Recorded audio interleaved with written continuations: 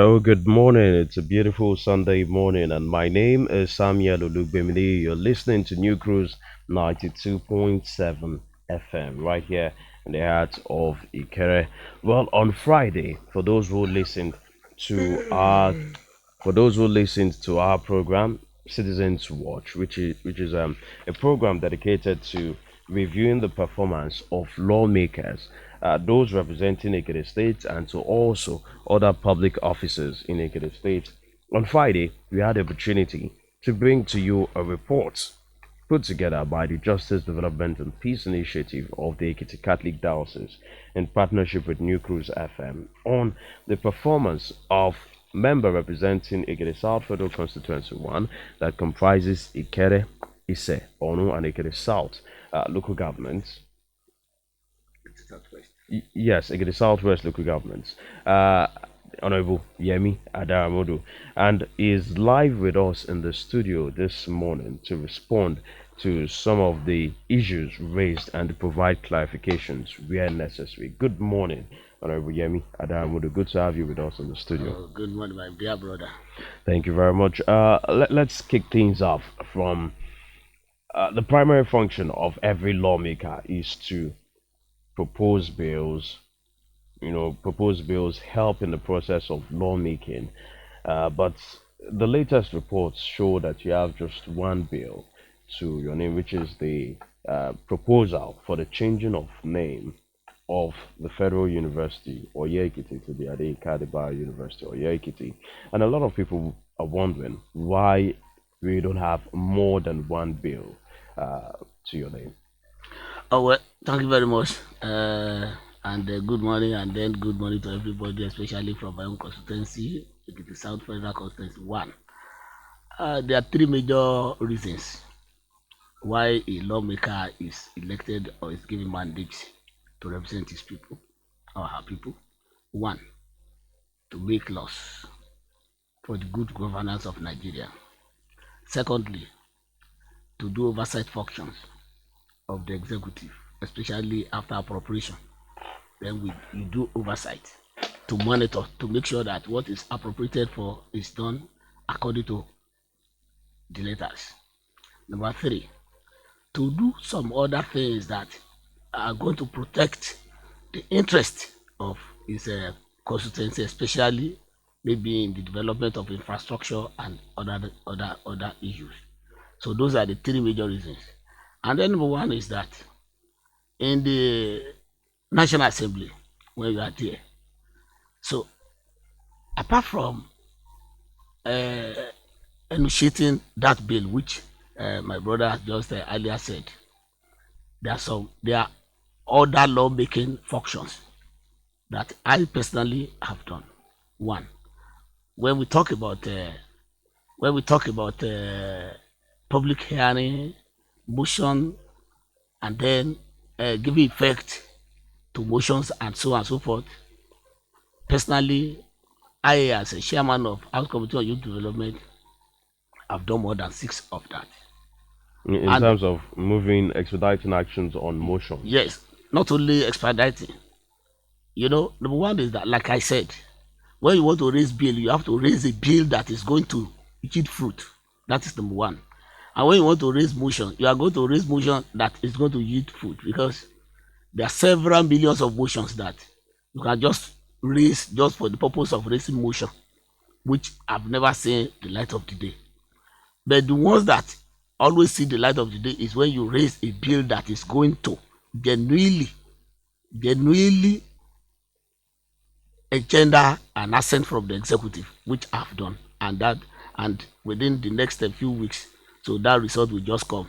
We would like to have an idea of. That is the changing of the 4-year Federal University of Ekiti to Adebayo University in the Ekiti State. So, and then even when we trace in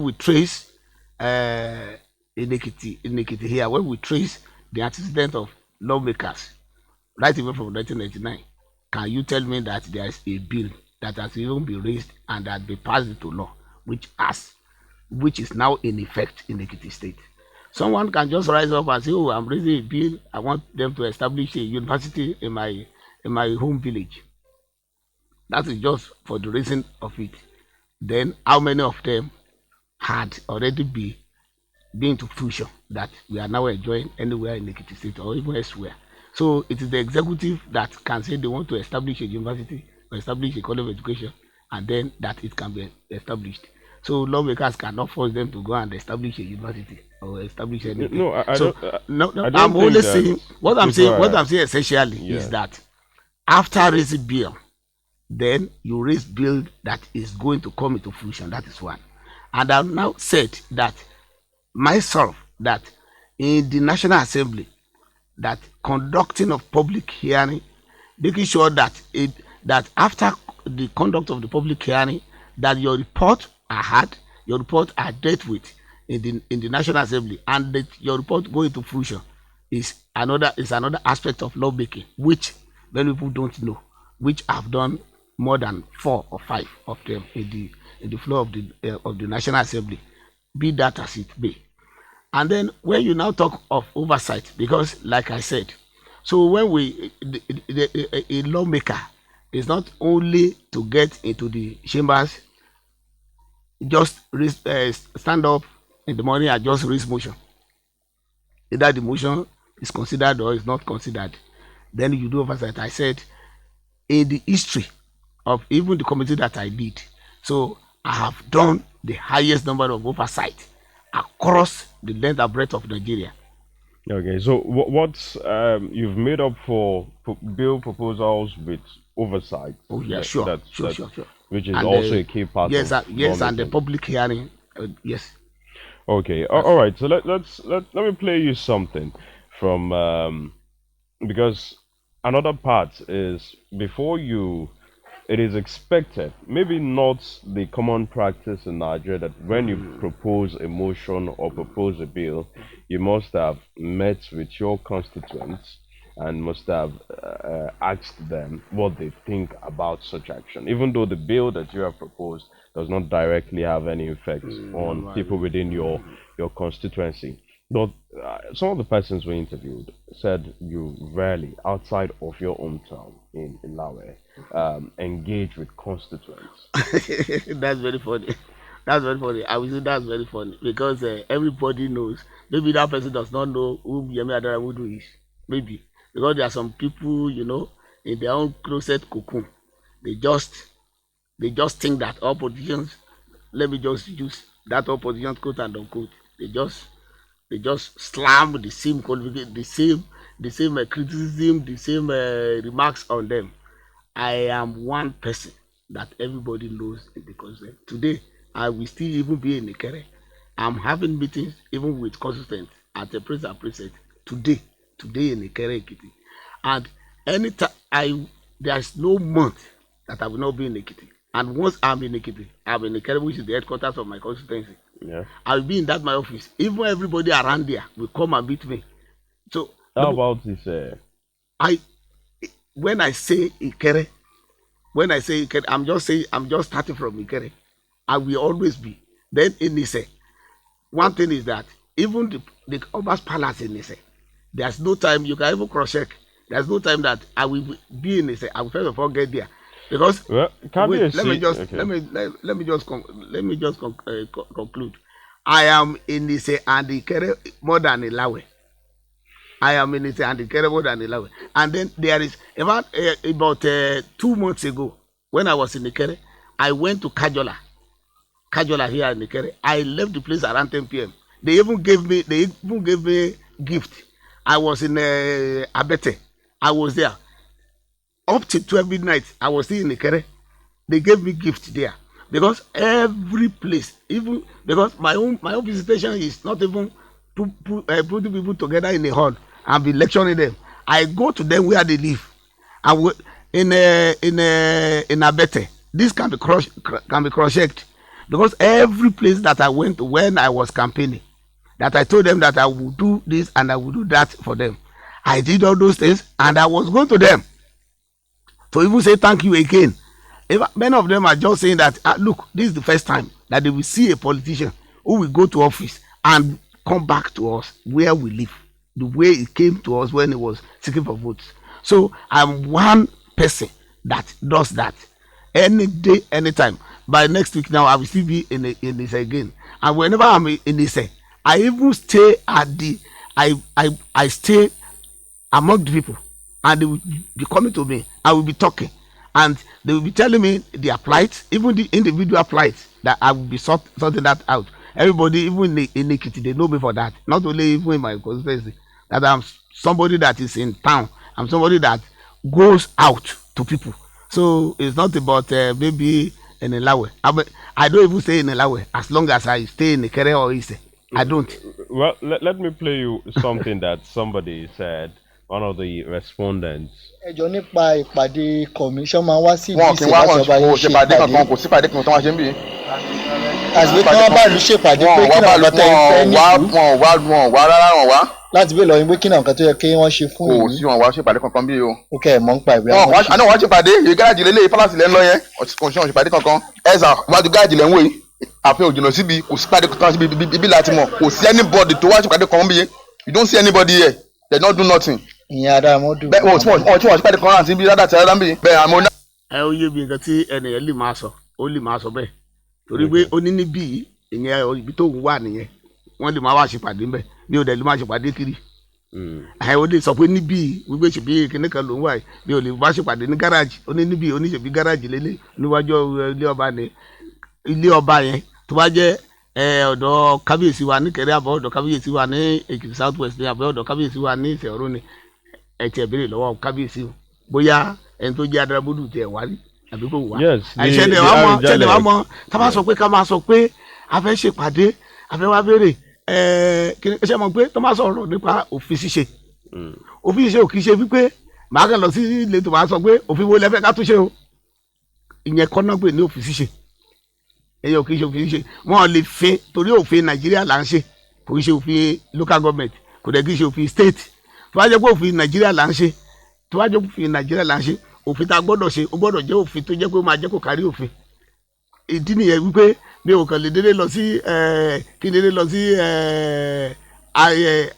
Ajégúnlẹ̀ ní Ìṣẹ̀ kẹkàn dédé lọ sáré wọn pé òfin wo lẹ fẹ́ ká ṣe o èkó oṣù táwa lè ṣe fún wọn ni pé kílẹ̀ fẹ́ ń bí èkó tó bá fẹ́ ń bí tó bá sọ pé omi làwọn á fẹ́ ti wà ní wípé bóyá ká lọ lọ́bì ibi tó ti máa rú mi tá a bá lè ṣe fúnra wa torí ẹni bá jẹ́ honorable member kò kì í ní bọ́jẹ̀tì ṣùgbọ́n àwa lè lọ máa lọ́bì ibi tó ti ń ṣe omi tó bá jẹ́ constituency project tó máa fún wa torí constituency tó fún wa kò ṣe pé olówó ńlá ṣùgbọ́n a máa gé sí kéékèèké náà ni so tó bá jẹ́ ẹni àwa lè ṣe omi yẹn fún wọn iṣẹ́ tó wà nìyẹn kò kì í ṣe pé àtọ̀ jókòó a lọ sí ọ̀bádá àdáni wọn pé òfin wo lẹ fẹ́ ká ṣe ń bí òfin tá a fẹ́ ká ṣe ń bí ni pé kòkó wa yẹn mẹ́jọ lóṣù lára ẹ̀ àfẹ́ kí ọgbọ̀n máa ṣù lára ẹ̀ ìyẹn kọ́ náà pé ló fi ṣiṣẹ́ ìyẹn kọ́ náà pé ní advocacy etí wa ni pé ká lọ bá wọn tá bá bá wọn tó bá jókòó àdẹ̀lẹ̀ má ṣe kò ní jẹ́ ìpàdé gbogbogbò torí wá jẹ́ ìpàdé gbogbogbò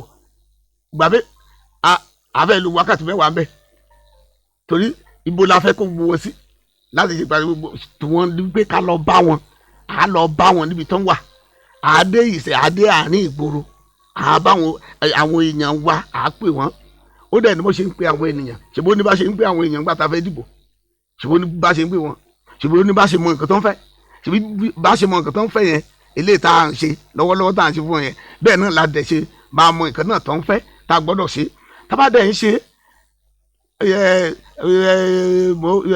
ṣé mo bẹ́ irú ẹni tó ń sọ̀rọ̀ yẹn tó bá jẹ́ gáràjì Ìkẹrẹ ni ẹ wo gáràjì nísàlẹ̀ níkẹrẹ níbi post office yẹn àṣebọ́hò síbẹ̀ tó yẹ gbọ́n pọ̀ àṣebọ́hò yẹn tán kíní sólà náà fi ṣe àrígbé sólà yẹn ò function dáadáa kò ṣe dáadáa mo lọ ra generator olówó ńlá oní 200,000 naira mo lọ rà síbẹ̀ wọ́n á máa gbé sílẹ̀ ẹnìkan mo tún fún ọ lówó epo wọ́n á máa gbé sílẹ̀ ẹnìkan wọ́n á pump wọ́n á gbé padà sílé àwọn èèyàn á pọ̀ bíbẹ̀ ok ṣé ẹni yẹn ẹni tó sọ̀rọ̀ tó wá pé ẹbí kíní kan gáràjì ṣé ó fẹ́ kí ẹni tó wá ibo ló ti ṣé mo ti ṣe rí láti 1999 ti honorable kan wá sí gáràjì táwa jókòó tí wọ́n pé nítorí náà òfin wo lẹ fẹ́ ká ṣe ní gáràjì o. no nǹkan tó ń sọ kọ́ nìyẹn nǹkan tó tẹ̀ ń sọ ni pé àwọn òtẹ̀ kí n kẹtẹra máa fún ọ ní àbọ̀ nǹkan tẹ̀ ń ṣe l'Àbújá. a ní àbọ̀ nǹkan tá à ń ṣe l'Àbújá ni pé tẹ́ bá rí iṣẹ́ ọwọ́ wa ìyẹn ìkíní ìkejì ni pé tá bá wá a ní ọ́fíìsì bó máa ń wá kò sí oṣù yẹ tí mi ò ní dé ọ́fíìsì mi ṣé mo tí o bá dé ọ́fíìsì tó o bá rí mi tó o bá rí ẹnìkan bẹ́ẹ̀ wọ́n máa sílẹ̀ èèyàn máa kọ nǹkan tó fẹ́ sílẹ̀ ìwà àtẹnìkan tó wá nǹkan gbé bóyá ó wá ìrànlọ́wọ́ ibẹ̀ náà ti máa kọ sílẹ̀ tó máa ti kọ sílẹ̀ wọn á kọ fóònù nọ́mbà yìí tó máa ti kọ fóònù nọ́mbà yìí kílẹ̀ nìyẹn wá nǹkan báyìí ló wá nǹkan báyìí ló wá eléyìí tá a bá ti lè ṣe bẹ́ẹ̀ fóònù nọ́mbà yẹn à á pè é à á bá sọ̀rọ̀ à á dẹ̀ ṣe fún so bá a ṣe ń ṣe nìyẹn. All right. Honorable Yemi Adaramodu is with us in the studios and is reacting live to the report of the Citizens Watch put together by Justice Development and Peace Initiative of the Ekiti Catholic Diocese. Very soon we would open the phone lines for you to share your thoughts. But you talked about constituency projects, and let's talk about constituency projects. From the public documents available, budgets, tracker, and the likes, they said you had about 10 million naira nominated for borehole projects in 2020. ìyẹn ò sí nínú constituency project mi èmi ò mọ bí tẹ́ nìyẹn tó ń tẹ mọ bóyá 10 million naira. ṣé mo àwọn nǹkan tí a nominate ṣé mo bọ́wọ̀ tí wọ́n á ṣe yẹn àwọn èmi mò ń lọ sí ministry ibi tó ti lè ṣe pé àwọn èèyàn mi nílò ìrànlọ́wọ́. So intervention project kò sílẹ̀ tó kàn mí pé bóyá iye báyìí náà ṣe bóyá contractor wáyé náà gbé fún ìyẹn ò yẹ kó sílẹ̀ tó kàn mí tèmi ni pé ṣé àwọn pé iṣẹ́ wípé kémi lọ ṣòfin ni mo lọ ṣe ṣùgbọ́n àwọn èèyàn mi ò lè sọ pé òǹgbẹ́gbẹ́ ń gbé wọn ró mi. no àwọn èèyàn mọ̀ adẹ̀sí jẹ́ kó yé àwọn èèyàn wípé kò yé pé ẹ̀yin kọ́ lẹ̀ ń gbowó náà ṣùgbọ́n ẹ̀yin lẹ̀ ń nominate project. nominate project ṣe mọ nominate project mi ò nídìí láti mọ iye tó fẹ́ ṣe. pé nǹkan báyìí làwọn èèyàn mi fẹ́ náà fẹ́ ó dẹ̀ likely kó gba oyè báyìí. rárá o èmi ò tẹ ẹni mọ̀ wọn tẹ ẹni sọ fún mi ẹ jẹ́ kí n fún yín lápẹẹrẹ ṣe mọ ní àwọn ẹ jẹ́ kí n fún yín lápẹẹrẹ rural development ibi tó ti máa ń ṣe bóyá bíi bọ́ọ̀ bóyá bíi iná ìgboro bíi iná solar ibi tó ti máa ń ṣe àbí ní ministry of works tẹ́ bá wo ẹ̀rí àwọn signboard tó ń kọ ẹ̀rí àwọn orúkọ ibi tó ti wá ṣe ẹ̀rí lára ẹ̀ ẹ̀rí pé wọn kọ constituency project sára ẹ̀ ẹ̀rí pé wọ́n lè sọ pé láti ministry of works facilitated by Honourable Yemi Adaramodu tí wàá ní pé táwọn èèyàn wa bá sọ pé wọn rí iná street light pé kí bí ìkókàn máa tẹ̀ mọ́lẹ̀ lálálẹ́ èmi á wá gbé lẹ́tà màá kọ́ síbi tó ti ń ṣe màá wá fúnra ra mi gbéra màá lọ bẹ̀ màá lọ bá mínísítà tó wà ń bẹ̀ màá bá director general tó wà ń bẹ̀ màá bá permanent secretary tó wà ń bẹ̀ àbẹ̀ ìgbà míì wà tó yẹ pé àtúnṣọwọ́ kúrú gan láti bẹ̀ wọ́n torí pé àwọn èèyàn wa ò mọ̀ bóyá òfin ló lọ ṣe l'Ábùjá tí wọ́n ní pé wọn ò rómi mu wọn ò rí iná lò wọn títí wọn ò dá tí wọ́n nìyẹn kò kí ṣe pé ó lọ ṣòfin kò dẹ̀ wá máa fi yẹn ṣe excuse àwọn èèyàn wa ò fẹ́ gbọ́ nítorí náà tá bá ti ṣe yẹn táwọn yẹn bá ti wá kọ́lẹ́tà sí wa pé kò burú ẹ sọ bí tá a bá ṣe àwọn kìnìún yẹn sí fún wa kí ló kàn mí láti máa béèrè lọ́wọ́ wọn pé ta ló fẹ́ ṣe ẹ wá sọ fún wa ní pàtó àwọn gangan ní constituency project tó yẹ pé ẹ̀yin gan ti facilitate nominate. ó ní pé ṣé wàá mọ ní láìpẹ́ yìí a ṣe àtún àwọn títì kéékèèké kan ṣe tó jẹ́ pé bíi gírèdì bíi gbogbo ẹ̀ irú Ìkẹrẹ báyìí a ṣe ní ṣẹ́gbọ́n mi a ṣe ní Adọ̀gbọ́n a ṣe ní Òkè Ọ̀ṣun ìyẹn ní Ríwọlédé area ní Òkè Ọ̀ṣun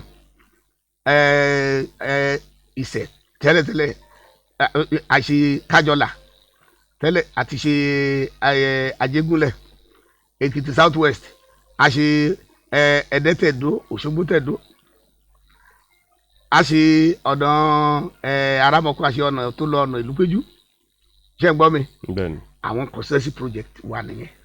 ìyẹn nìkan. ẹ máa gbọ́ mi tẹ́ bá wo tẹ́ bá kúrò lórí yẹn tẹ́ bá wo àsìkò wà tó yẹ pé àwọn ọ̀dọ́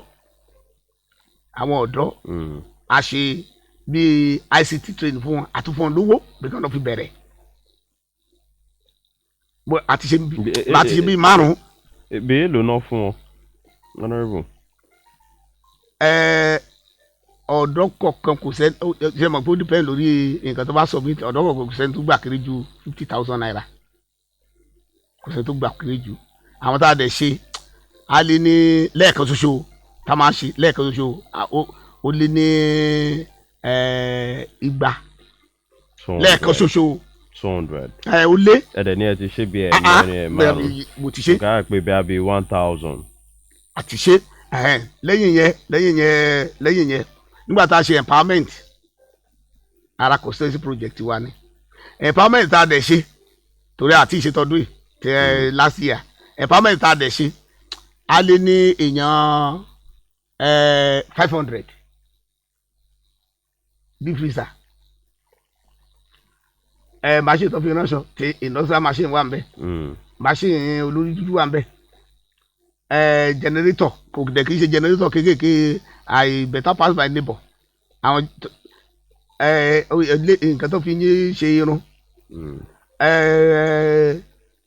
ọ̀kadà mọ́tò then àwọn kan tó bá ti jẹ́ àgbàlagbà obìnrin àfi tí wọ́n jẹ́ owó gbé ẹlòmíín wà tó yẹ pé pẹ̀lú 20,000 naira ó lè ta ọjà kéékèèké ara port fáwọn gan tó jẹ́ pé oṣù oúnjẹ torí nǹkan tá a ṣe tí mo ṣe ń gbà yẹn ni pé eléyìí tó ń gbé ni pé wọ́n target ẹ̀ sí àwọn gangan tó máa lò akorúkọ ni àwọn tó máa lò ẹni tá a máa fún ní deep freezer á jẹ́ ẹni tó máa wúlò fún bóyá ó ta minerals ní ọjà ẹni tó máa fún ní bóyá kíní ẹ̀ka tó fi ń dórun á jẹ́ ni tó yẹ pé iṣẹ́ ẹni bá ṣe target ẹ̀ nìyẹn àwọn tá a mọ̀ pé wọn kọ́ irú iṣẹ́ bẹ́ẹ̀ tán ṣe bẹ́ẹ̀ tó ń ta wóróbo àfún wọn lówó àṣìbí 500 àwọn constituency project. dáhà pé bí oyè wo lẹ́tẹ̀ tí ná lápapọ̀ fún empowerment àti ICT training. èmi ò lè má tó ọ̀rọ̀ ibù ẹ jẹ́ ká tẹ̀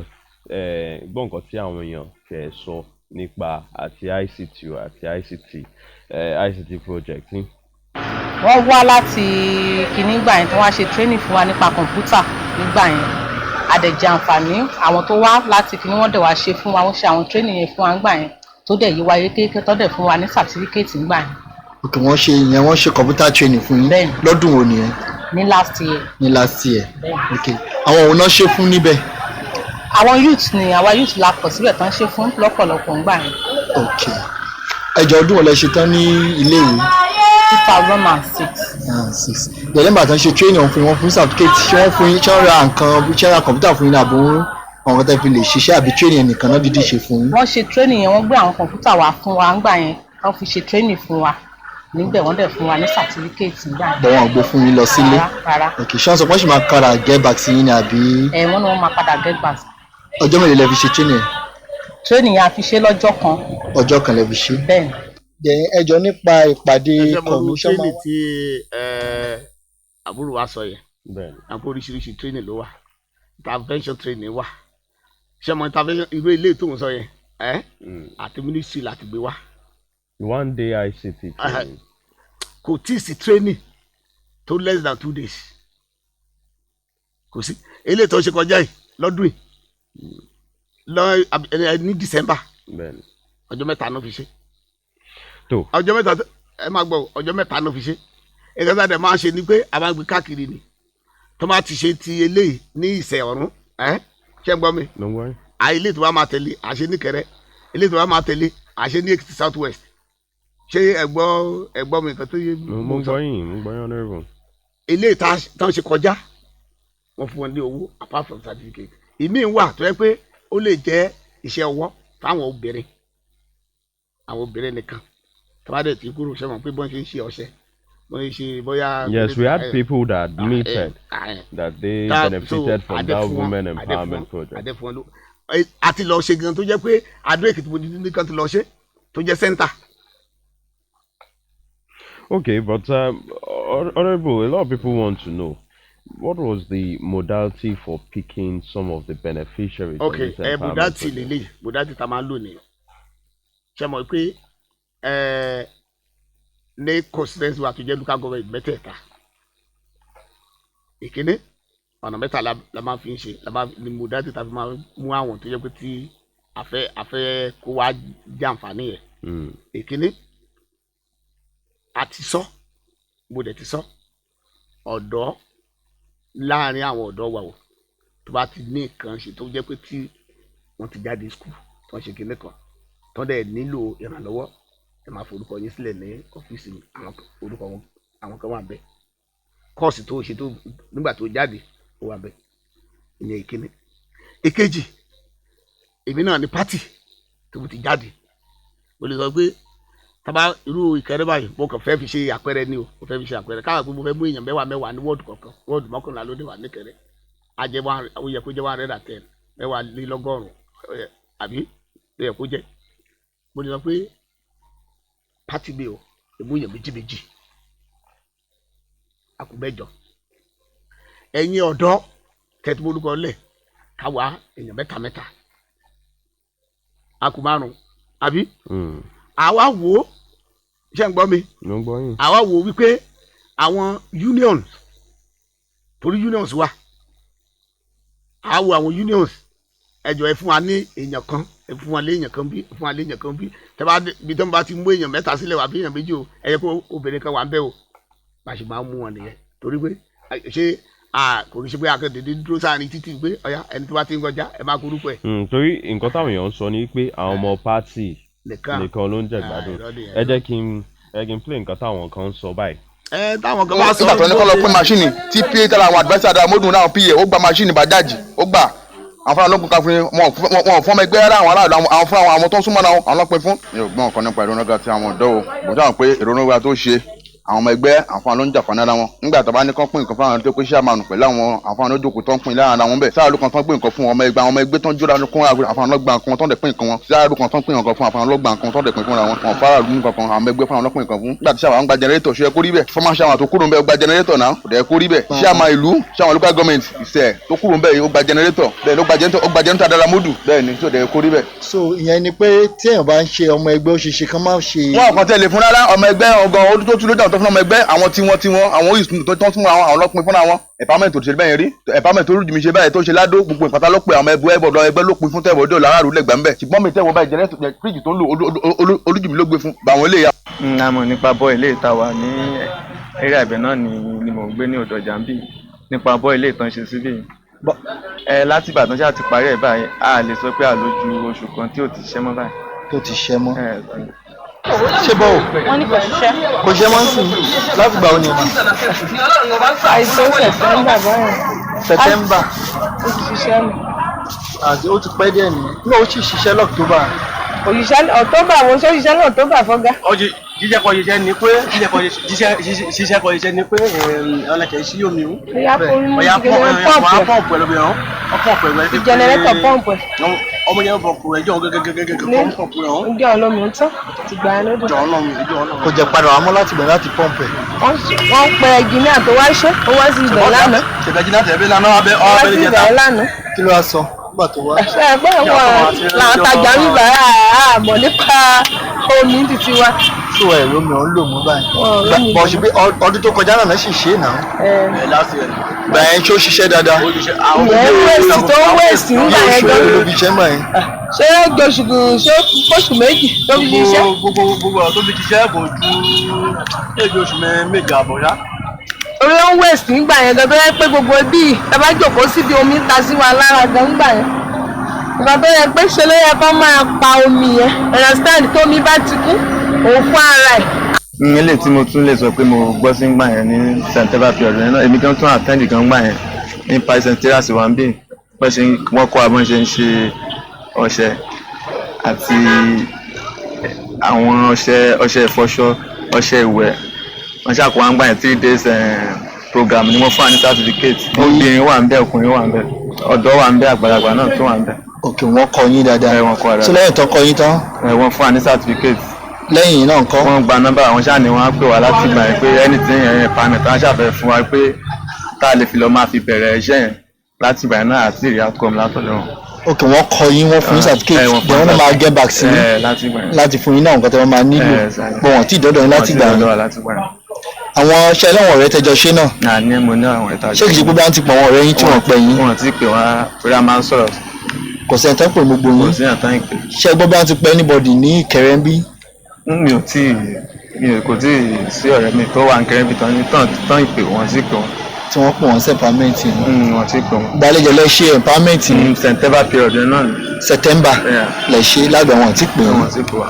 ok àwọn wo ni wọ́n ṣe fún ẹ sọ pé ọ̀dọ́ àgbàlagbà ṣé àwọn tó jẹ́ ọmọ ẹgbẹ́ APC náà ni àbí gbogbo aráàlú lápapọ̀. gbogbo àwọn tí mo rí ń bẹ̀ tájọ ọjọ́ ọmọ Ìkẹrẹ ń bì torí tí àjọjọ́ ọmọ Ìkẹrẹ ń bì tí mo dẹ̀ mọ̀ àwọn ọmọ ẹgbẹ́ APC ni wọ́n. So, Honorable, you have listened to people speak. Ṣọmọ nípa irú tó mi ẹ ṣe wọn pé mo ti sọ lákọ̀ọ́kọ́. Èkíní náà ni pé béèyàn gan ṣe bọ́ hò sílé ẹ̀ ó lè ní fort á dẹ̀ tún ṣe. Inú mi dẹ̀ dùn pé ẹnìyẹn sọ pé ó ní ẹnjìníà yẹn wá olówó wá ṣe. Bẹ́ẹ̀ni, mo sọ bẹ́ẹ̀. Ẹ̀yin tẹ́ jẹ́ journalist ẹ padà lọ bẹ̀ báyìí. Bóyá kẹbìrì lọ́wọ́ àwọn tó wà ń bẹ̀ bóyá wọ́n ń pọ̀mpù omi. Ṣé mo pé tẹ́ bá ń wo àyíká ẹni tó bá ṣe nǹkan ẹ jẹ́ ká sọ pé ó ṣe nǹkan.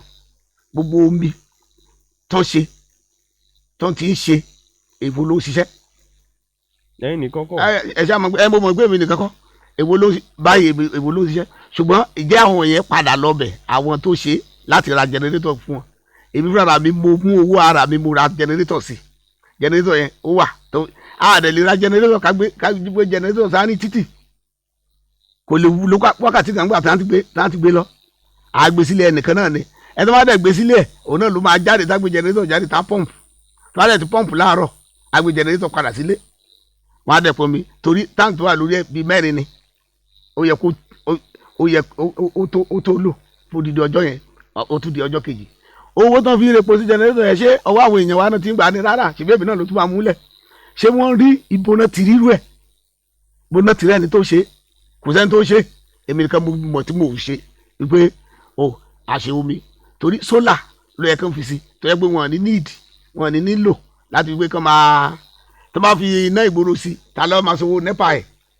àbí kò yé yín ibo náà máa gbé mítà ẹ̀ sí kò sí ṣùgbọ́n sólà tó bá dẹ̀ ṣe sólà kò sẹ́ni tí ó mọ̀ pé ìgbà míì ó lè máa wà reliable nígbà tó dẹ̀ ṣe omi tó ń pọ́n díẹ̀ tí sólà yẹn tó jẹ́ pé ó ní fault wọ́n pe ẹnjìníà yẹn torí ṣé wọn pé gẹ́gẹ́ mo sọ lẹ́ẹ̀kan mo ní èmi kọ́ mi ò mọ orúkọ ẹnjìníà yẹn mi ò dẹ̀ mọ àdírẹ́sì ẹ̀ ṣùgbọ́n ìgbà tó wá ṣe é tó bá ti mọ̀ bẹ́ẹ̀ yẹn láti Àbújá tó wá ṣiṣẹ́ wọ́n á pè wọ́n á béèrè pé ta lẹni tó máa jẹ́ àǹkọ̀ ta lẹni tó máa lọ bá nílé nílùú yẹn tá a mú wọn mọ̀nà ẹni tá a mú wọn lé lọ́wọ́ ṣe mọ̀ pé mo ló ṣiṣẹ́ náà sí Ìkẹrẹ mo ló ṣiṣẹ́ sí gbogbo ìlú local government mẹ́tẹ̀ẹ̀ta tí mo represent ṣé ń gbọ́ mi àwọn wọ̀nyẹn wọ́n pe ẹnjìníà yẹn ó padà ó wá túnṣe ìgbà tó wá túnṣe oníṣẹ́ díẹ̀ mo wá rí i pé mi ò láìkí pé kí nǹkan kó máa ṣe ségesège ṣé ń gbọ́ mi ìgbà yìí lè lọ ra jẹnẹrétọ̀ náà fi pọ́ǹpù ẹ̀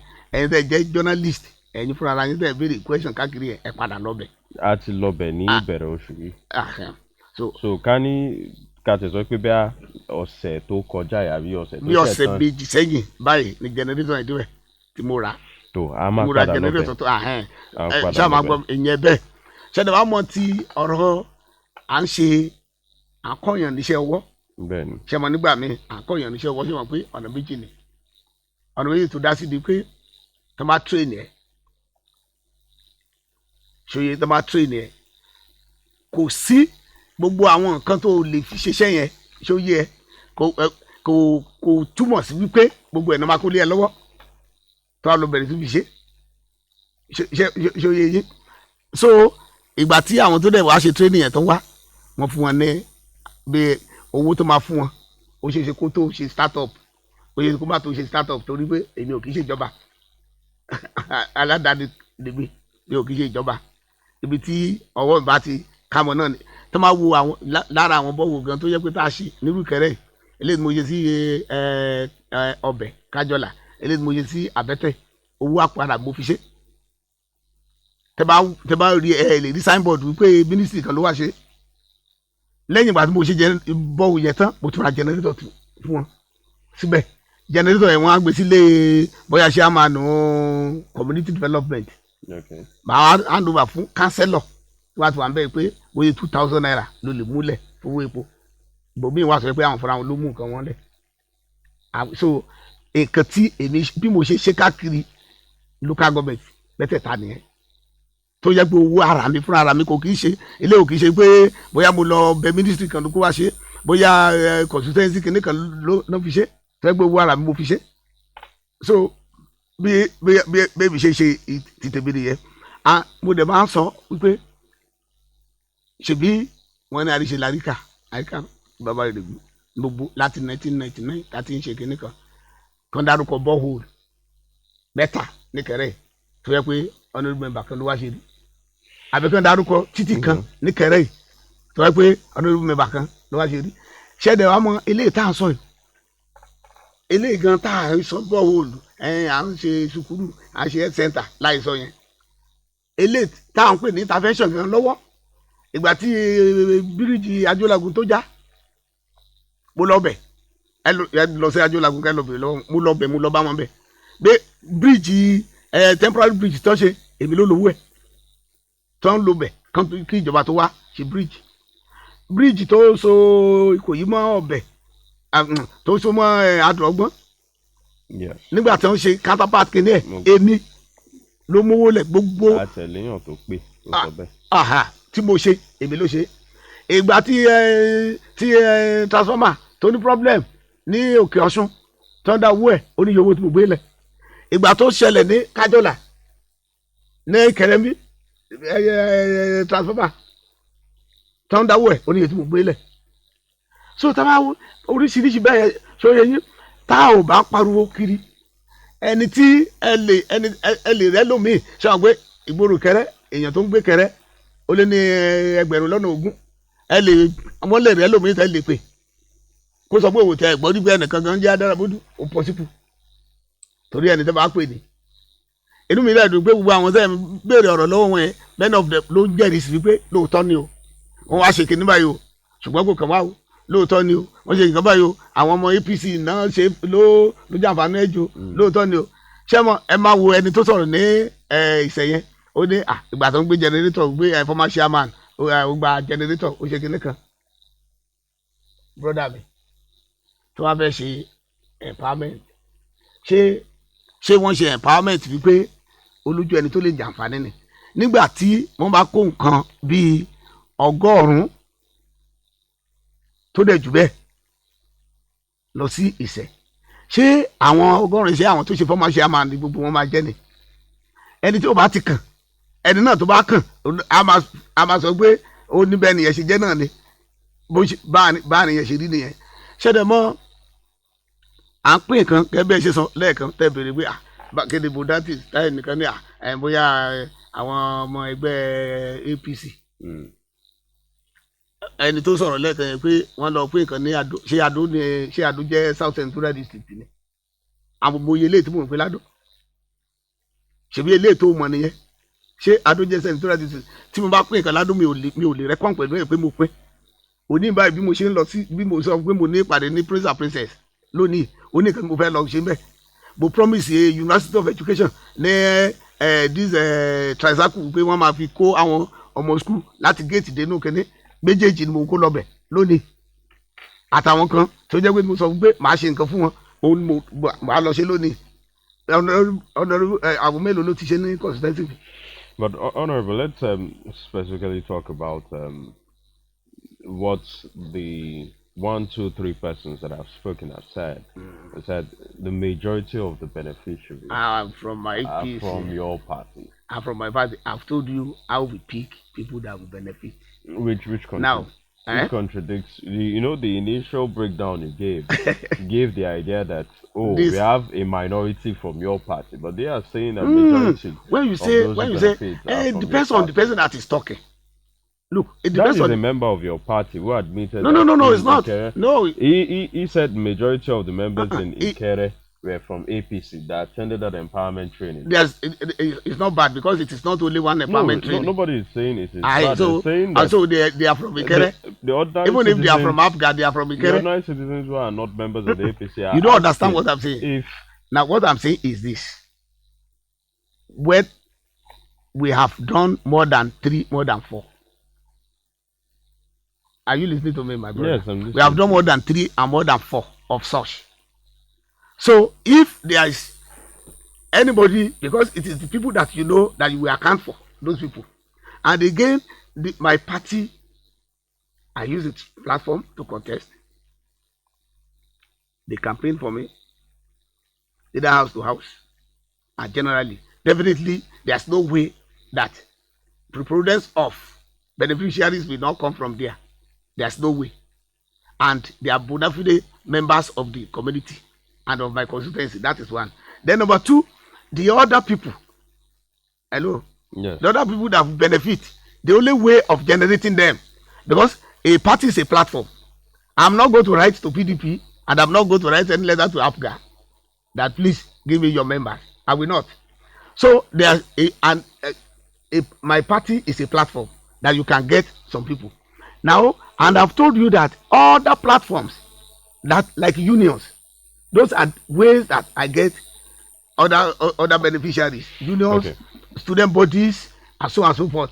All right, Honorable, people want to call, but just before people call, the day we premiered this report, persons with disabilities called and said they had written to you, they had tried to reach you, that you should include them in the empowerment and training, and they were not given any consideration. Now, just in 1 minute, I want to so that we can take 1 minute. The persons living with disabilities, let me tell you something.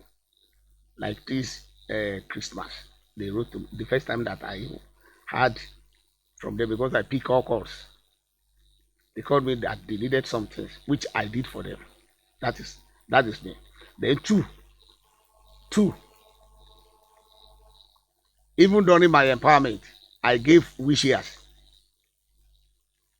Hello, my brother. During the empowerment, that empowerment, the last empowerment that I did, I even gave out wishes to people. And like the school for the Devadom there, I promised that I'm going to give them both, which I'm going to send. Because by the grace of God, I still have about 1.5 years to spend. Because I cannot do everything that I promised within 2 years. Because all those things that I have told you that I've done were within 2 years. All those things. 2 budgets. Within 2 budget cycles. All those things that I've done. And I can say it authoritatively that, and I boastfully, that nobody that has ever gone into this office that I am in the constituency, who has done as much as I have. So you're saying that the first time you heard from persons with disability was last Christmas? Yeah. Yes. They divided for something. So are you giving them a commitment that you would give them a quota consideration during empowerment? The last empowerment that I did, I told you, I even distributed wish here. Go and look at other empowerments. People will only distribute maybe 10 fridges and they go. Okay. I even did so. Well, let's start. Are those wishes meant for everybody? All right, so let's start picking calls. The number to call is 0816-781-4132. 0816-781-4132. The other number to call is 0915-388-6590. 0915-388-6590. Please, only recommendations, complaints, and questions for the Honorable. Okay, please, you can keep trying. You can keep trying. I'll pick calls now. Hello, good morning. Hello. Ẹ káàárọ̀, ìbọ̀lẹ̀ tí ń pè kí ló kọ yín. Orúkọ mi ni Abíọ́dún Alaba láti Ìkẹrẹ. All right, ẹgbọ́n sókè. Mo kí bàbá wa pé wọ́n kú òun lánàá ní àtàárọ̀. Ọlọ́run á tún ti ń jẹ. But ohun kan tí mo fẹ́ rẹ̀ ni pé gbogbo ìgbà tí wọ́n ti ń ṣe empowerment yẹn. Most of the empowerment ló máa ń jẹ́ ti party how ní Portugal.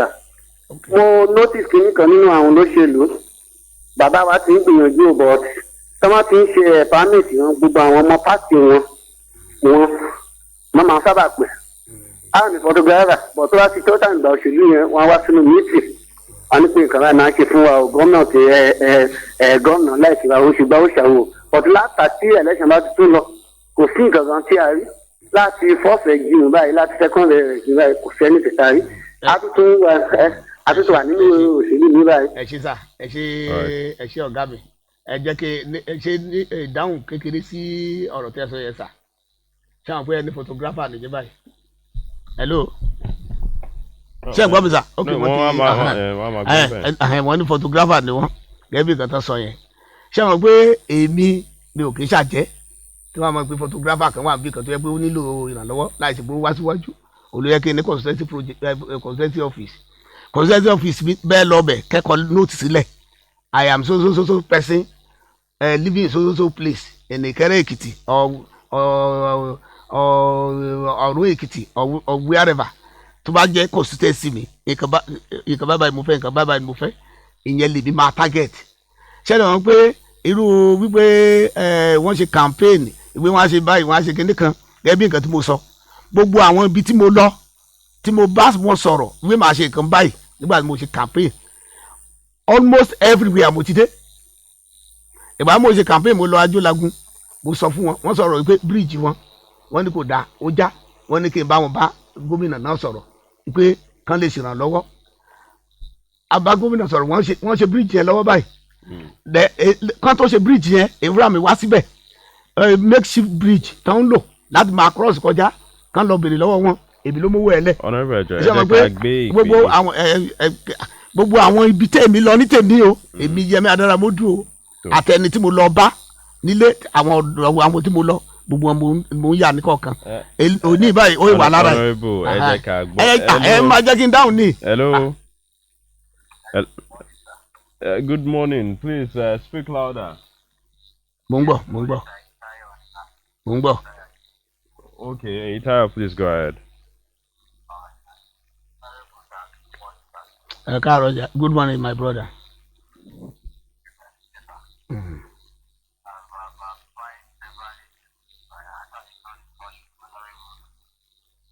On the via WhatsApp and SMS, I spoke with him at length. I spoke with him about employment.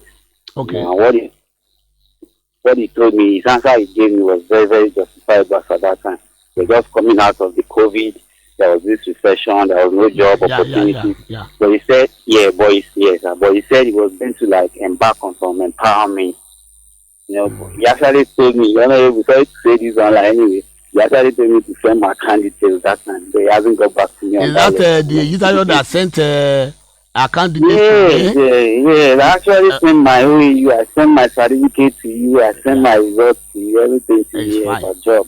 The reason why I've come about with this is that it's not as if you are not attentive, it's not as if I know you are busy. It's not getting in touch with me at all. I take no offense in that. I know. Yeah, I take no offense in that. But what I just want to know is that we need to start looking at the qualified ones. Yeah. Okay, let it not be a party affairs all the time. For instance, when I was in my last year, I was positive of funds.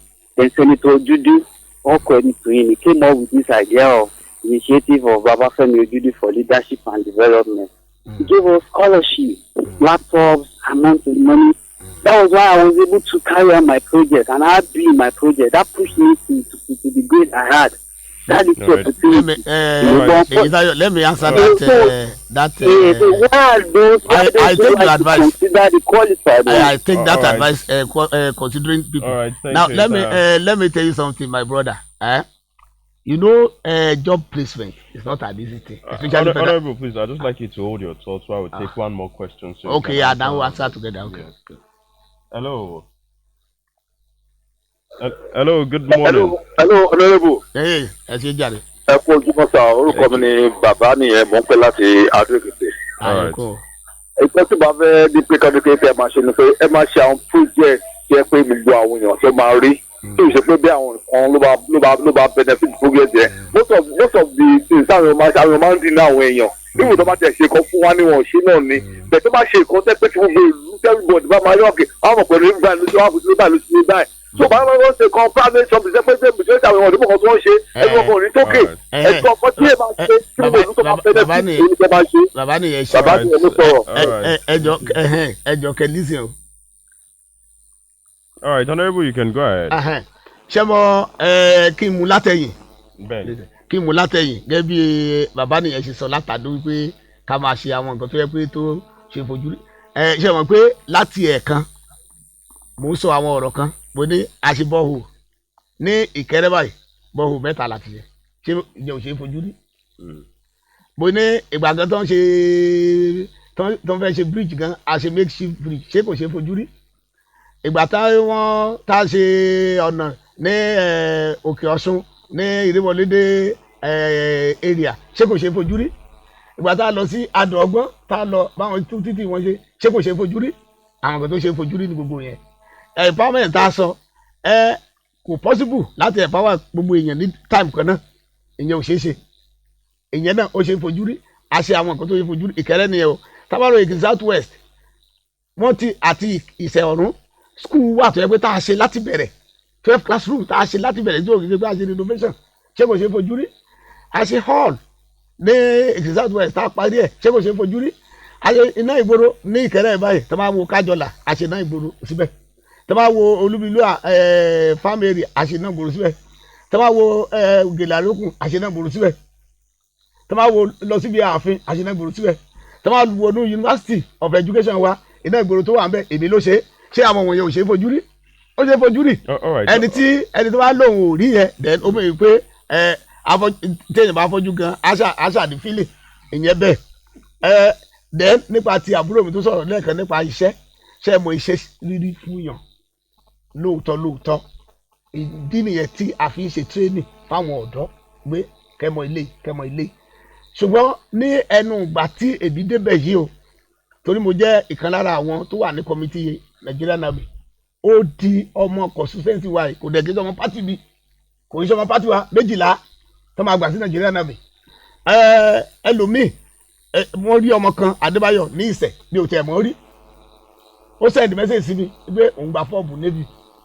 pé òun ní ìdìrànlọ́wọ́ mo dẹ̀ kọ lẹ́tà sí mo kọ lẹ́tà mo lọ síbi tó yẹ kí n mú lọ ó wà Navy yẹn báyìí bí o tẹ èyí pẹ̀lú àti ìlàjú rírà báyìí mo ṣe sọ̀rọ̀ yìí the same thing ní NDLA ilé ìtọ́jú ẹ̀ṣẹ̀ tán ọmọ tó ń gbà síbẹ̀ àwọn méjì ni ò mọ̀ wọ́n rí rárá ẹni tó bá wá tó ìwọ fúnra rẹ̀ tó bá sọ pé ó fẹ́ ṣiṣẹ́ tó bá yẹ pé irú ẹni tó ti lọ gba fọ́ọ̀mù NDLA tó ti lọ kọ́kọ́ ṣe interview tó yẹ pé kákan ràn án lọ́wọ́ kó ṣe é ni a ṣe ṣùgbọ́n kò ṣeé ṣe fún mi kí n gbéra láti inú ilé mi kí n lọ máa wá NDLA kiri bóyá ẹgbọmọkẹ nígbọmọ kò síbi tó ti ń ṣe ẹni tó bá ṣípá òun náà la máa gbé àti pé okay. I think what some persons may want to say, let's put it in a more succinct manner, is they would prefer engagement, because most of the complaints have been about engagement. Maybe having proper town hall meetings, having proper community meetings with people. I do community meetings. Today I'm due to do one in Ikere again. I do it always. So I will not come and engage you in your house, and I will not come and be engaging you on the street. So number one, there are ways of engagement and advocacy. There is no law that says I should call everybody in Ikere into only one place at Odoja. No, but people would like to know who are meant to be at this meeting, or who have been invited to this. It's not. Nobody is more important than the other person. Like I told you, I said today I am going to have such a meeting in Ikere. When I was contesting, I went to communities. I went to them, and I promised this is what I will do, this is what I will do, and that I will be coming back. So those communities are where I go. Are they not the people? They are the people. So if you are in the community and I come around, because they are community development people always tell them that Honorable is coming. Even the time that I was at Kajola over there, I was still there 10 p.m. The time I was at Abete down there, the people were still there till 12 midnight. We were still there. We were there together. We shared ideas. They thanked me for what I've done for them, and then they asked questions. Part of the questions they asked is part of the thing that I will do in Ikere today. So ditto elsewhere. Like next week now, I'll be in Ise.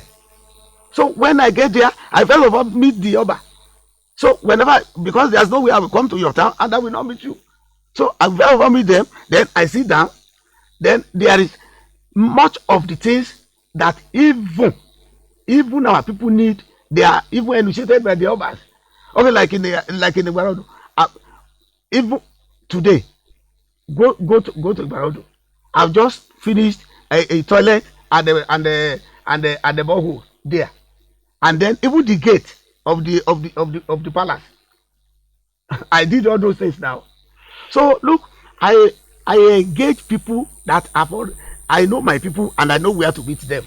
All right, Honorable, for the sake of proper information, because out there, it's been there on the public space that one of your constituency projects is the construction of boreholes. No, I don't have a borehole. So can we have a comprehensive report from your office? Oh, yeah. I don't have borehole as constituency project. Distinguishing what is constituency journalist. I'm a journalist, and I don't want journalists to be lazy. You are supposed to be very, very investigative. If you want to know so many things, you can even come to Abuja. There's nothing bad in it, and investigate properly. So you don't just speculate. You don't just maybe one person on the street we don't know what is happening. I'm reading it. It's not true. I didn't even have I didn't have borehole this has been in the public space for months, and you've never. What's my business? Why? Do I live in public space? You owe your constituents. I don't live because my constituents that I owe, I go to them. I go to my constituents that I owe. I go to them. So when I did, yes, I did borehole. I did borehole. I did hall. I did school. I did health centers. I did all those things for my people. So those are my business. That's my business. So what journalists say, and when the journalist is, you are not misleading the people now. So, and I'm not misled about that because I have never done borehole as constituency project. Much of the boreholes that I did, the one that I did in the Southwest, two that I did in Orun, two that I did in Ikere, I did it with my personal money. And that is why we are saying with my personal money. Create a distinction between which one is for constituency. Look, project. when you read, Honorable look, Yemi, all those projects, my brother, all these projects, we see signboard there. When you see the signboard, they will tell you whether it is constituency project or whether it's an intervention. If it is an intervention, it means that I have gone to a ministry or to an agency of government to beg them to come and give my people something. That is intervention. So it's not constituency project. Honorable, we will still appreciate from your office. I appreciate you too. No, to get a comprehensive. A comprehensive. Yeah, you will do. Hello, good morning. Hello, good morning, sister. Good morning. Good morning, brother. You are too much. You want to kill my guy over there? No, my guy, I want to ask you one question. Is it Debo Ajayi that work in Nigerian Tribune? Is it? Debo Ajayi that work in Nigerian Tribune? Sorry, it looks like this question is unrelated. Brother, let me go straight to the point. Hello, Tudeshitu is speaking. Okay, yes. And then allow the way you are interviewing Mr. Debo Ajayi and then the way it's Honorable Yemi Adaramodu. Honorable Yemi Adaramodu. Honorable Yemi Adaramodu. Tudeshitu is speaking. I know you very, very well. You know me. We work together. But you are doing a great thing. Sir, my advice for you is like the way Sister have already said it. No matter anything you do for human being, they will never appreciate it. The only thing you need now is maybe town meeting. Anyone wanted to do something, let everything be transparency and then carry people along. That is the way we have group. And that they are doing it, they will be seeing it. You can like the way you are doing it. I never meet any politician begging for money, begging for this thing. But when you are saying it, I feel for you, you try. It's not easy. But when you are doing something, it's good to maybe if you are coming to maybe area in Ikiti or maybe I don't know all the existing local government in Ikiti. Anywhere you are going to let them know, maybe time is, everybody will come out. Thank you, my brother. Thank you, my brother. Everybody sees boreholes. Boreholes that are made. Everybody sees it. No, can I tell you something? The road that is done. Everybody sees it. The systems that are done. Everybody sees it. But people need sure. People need sure. There's no position. And then with all your power, if you can see any all these organizations, big companies that you can carry companies that can help. That's what we have to do. Thank you so much. Okay. Thank you. All right. So okay, you heard him say. Like he said that makes everything public. Look, the one is that when you do, even look at the borehole, look at schools, halls, street lights, are they not visible? They are physical projects now. So either I talk about it or I don't talk about it. Those people that are enjoying it, they are enjoying it. And then those people that see it, they see it. So it's, whatever I do, maybe between me and one person, maybe I help somebody to pay school fees or do this and do that. I will not just come on here and just be mentioning names of those people. I do that one. Everybody knows me for that one, even in the Ekiti State, not only in my constituency. All right. So I don't even like talking about that. We can take a couple more calls. 0816-781-4132. We have Honorable Yemi Adaramodu with us in the building. Hello. Good morning. Hey, Daddy. lẹ́ẹ̀kan sí bàbá ni olóko ìpadà. ẹbí ṣàlàyé gbogbo àwọn project tí ẹ ṣe ti ẹ̀dẹ̀ kárí àwọn èèyàn dẹ̀ fojú rí tí wọ́n bẹ̀ witness àwọn kọ̀ọ̀kan náà nú ẹ̀. gẹ́gẹ́ bí àlàyé tí ẹ ṣe ẹ ní àwọn bọ́ọ̀lù ṣe pé àpò ara ẹ̀dẹ̀ ti ṣe. adẹ́sọ̀rọ̀ pa constituency project kí ni constituency project kankan tẹ ṣe sí àwọn àgbẹ̀ tí wọ́n ń darí. constituency project mi ṣé yẹ yín ṣe mọ ara constituency project mi àwọn road kìíní tí irú Ajégúnlẹ̀ báyìí ní ìṣẹ̀ ọ̀run irú Kájọlà ní ìṣẹ̀ ọ̀run lọ́nà wọn irú ọ̀nà Ìdúgbòjú báyìí ní Ekiti South West irú ọ̀nà Aramọ̀kọ̀ ní Ekiti South West irú ọ̀nà Ẹ̀dẹ́tẹ̀dó Òṣogbo Tẹ̀dó ní Ekiti South West irú ọ̀nà Adọ̀gbọ́n irú ọ̀nà tí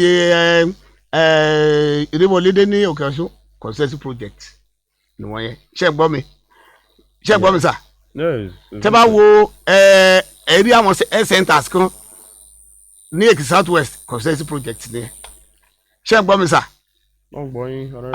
so tẹ́ bá wo àwọn street lights because kò sí ìlú ni mo sọ not even local government tí ọwọ́ mi ò ti bà nípa ọ̀rọ̀ street lights constituency project ni ṣùgbọ́n borehole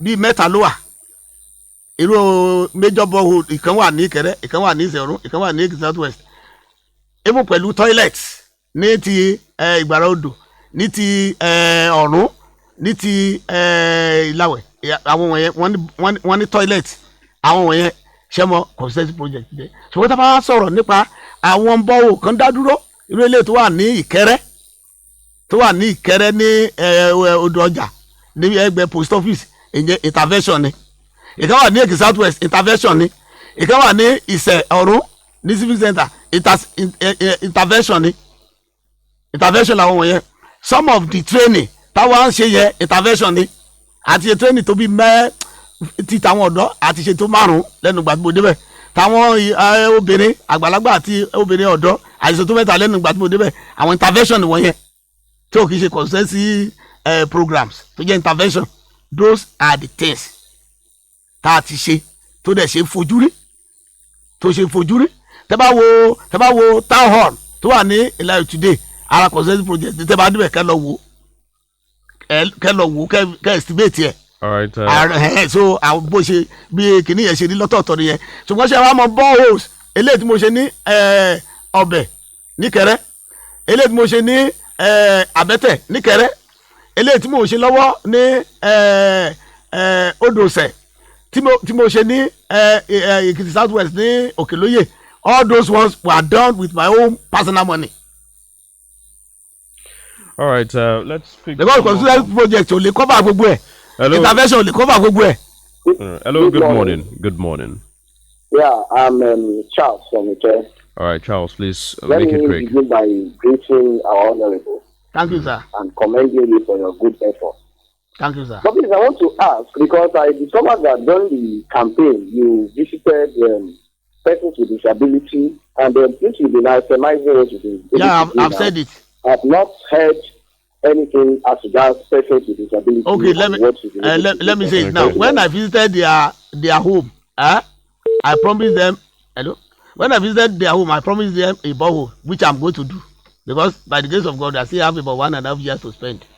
All right, let's take some comments on That's Facebook. What I promised them. Honorable, please, let me take some comments on Facebook. You have Malabamji Kende Dixon saying, good morning, Yemi from... That's Sayemi. He says it's from Ekiti. It's PDP, but he says he likes you. Same, almost a similar comment from Abiodun Alaba. And then Owajoba Odunayo Roland is saying, please help us to beg him to look into not having transformers in some streets at Ikere. Yes. And for that, I have something to say. The transformers in some streets in Ikere. Yes, like I told you, I said the transformer at Kajola was not good. They were contributing money. I dropped that money. That's good money. Recently. Yes, that of Oke Osun was not good. I dropped money. That of Koyi is not good. I'm going to drop money. Those are interventions because I don't want us to misconstrue the job of a legislator to that of an executive. I'm not an executive, but this year in my own constituency project now, transformer is even there. Okay. So that they can have new transformers in those areas where we are be intervening. We are in maybe provision of a feeder pillar, the piano here and the piano there. So by the grace of God, we will be able to have at least 1, 2, 3 transformers that can assist us. So the only interjection that I have is that is that people always talk about people that are doing well. It's only the people that are doing well that you'll be saying that, oh, you have not done this for us. You have done that for those people. Those like Yoruba we say, Ekiti we say on the coast problem. On the case so some people say, it's party people are enjoying more. Are they not supposed to enjoy more? Are my party people not supposed to enjoy more? They enjoy more. Why, you represent the entire people, look, not just they gave me the mandate. I did it. I'm not an independent candidate. That's why I told you people that are drawing water in the boreholes that I did in Ikere, 4, 5 boreholes in Ikere now. People that are drawing water they are the APC. People that are using the street light at Kajola and are they APC. So when PDP wants to cross the road because the light of APC is there, they will close their eyes. All right, Honorable. Well, we have less than 3 minutes. So the roads that I've graded, the people that will use their Okada or their vehicles to navigate the roads, are they all APCs? So it is if it is empowerment, then there must be something that my party members will enjoy more than others, and that's the only area. All right. Well, just one more question and then one more commitment from you is you are the chairman of the House Committee on Youth Development. Yeah. Yes, a lot of young people out there want to know what exactly do they stand to benefit, or what exactly have you been doing so far to safeguard their interests? Well, for me, in all, I would say the youth are even closer to me. And then, like I said, I cannot just say, because I don't publicize. If I give laptop, then I will just put it in Facebook. If I pay school fees, I don't do that. I know even in Ikere here, right away from nursery school to secondary to university, that I pay these fees. I know. Even in Ikere here. And I do that all over. That is settled. Then I told you that carrying out part of my legislative duties, I did 2 public hearings on Thursday. It's basically on the youth, and that is creating a trust fund whereby any young adult, there are 2. One, when you are passing out of NYC, you graduate into that trust fund. Yeah. Then the other one is a entrepreneurship, because there's little any politician can do personally. So unless we have a law or we have something like that trust fund that can accommodate Nigerian youth, not only my constituency's youth, Nigerian youth enough, because I oversight for Nigerian youth, so that can pull them together, then help them to establish, give them what they need to grow. So that is which I have done in my own as chairman of a House Committee on Youth Development. And then there is like I said, majority of even those people that we say we empower, they are not old men and women. Majority of them are young ones, but we still have room to improve about maybe this our youth, empowering the youth and making sure that they grow, and then we grow Nigeria together. All right. Well, Honorable Yemi Adaramodu, thank you very much for your time. We have a couple of comments on Facebook. We've not been able to take all, but you have this. There's Olonade Ido saying, "I am not a politician. Those complaining that they don't get anything should go and work for you and your party. But I see that Adaramodu did in Ikere both buses, street lights, and balls. They are there for anyone to see. Jungle Desi, I'm not sure what kind of name this is. It's saying he's a PDP member, that very honest and not biased. He says you're doing really great in Ikere. Well, you can read the rest of that comment. But Honorable, you've not told us the cost of the value of your empowerment projects and constituency projects. So you want me to be telling you? Don't you know how much they sell fridge and freezer? So they are there. We put them out. Honorable, we would definitely like to. So you want me to sit down here and be doing arithmetic for you? No, we're saying that. That's why I said we would want a. My brother, journalist, when you see somebody who has done well, create time to encourage that person and tell the people that we have not said that you did not do well. We have simply put out what you have done. I am talking about journalists. I'm not talking about people. Look at their comments now. See their comments now. They are commenting now. What I'm saying is this: since 1999 that we have started this Fourth Republic. Tell me, anybody can call in and tell me who has ever beaten my record in any of the local government. Honorable Yemi I want. Yemi Adaramodu. You want me to talk? We invited you to talk. Clarify. I've clarified. It's part of the clarification. And to also highlight some of your either a senator or House of Reps. Nobody. This is not meant to be an altercation, but we will it's not an altercation now. I'm advising journalists. I'm a journalist now. We will definitely want to still get the cost of empowerment projects, and we'll definitely reach out to your office to get full details and also to track that. Well, that's the bit we can take with Honorable Yemi Adaramodu, federal lawmaker representing Ekiti South Federal Constituency. Journalists, you are afraid of the truth. That is no problem. Thank you very much. There is no lie. Yeah. We have asked for the cost of empowerment. I said this is open thing. We will give you everything we distributed. We just go to the market and price it and just tell the people. Honorable Yemi Adaramodu. That is the best, because if I tell you how much, I might be lying. Honorable Yemi Adaramodu, I have not put. I can tell you that I spent 100 million naira on it, and at the end of the day, you find out it is only 10 million naira. Is it not you that said that I'm reading it that 10 million naira out of 100 that can come million 10 million naira on borehole, and I told you I don't have borehole construction project. Is that not a misconception? And then you've given us that application, but then we need to also. You should have known that one before you put it out. All right, gentlemen. Everyone listening. This is the much you can take with Honorable Yemi Adaramodu. We will definitely continue to track some of the projects that he has done, bring that up to you, and also if there are any other clarifications, we will definitely keep in touch and try to bring those clarifications and every other thing that you need to know about what he has been doing in Ekiti South Federal Constituency. My name is Samuel Olugbemini. A big thank you to our partners, Justice Development and Peace Initiative of the Ekiti Catholic Diocese in Ikere State here. Thanks to everyone. The rest of our programming will continue.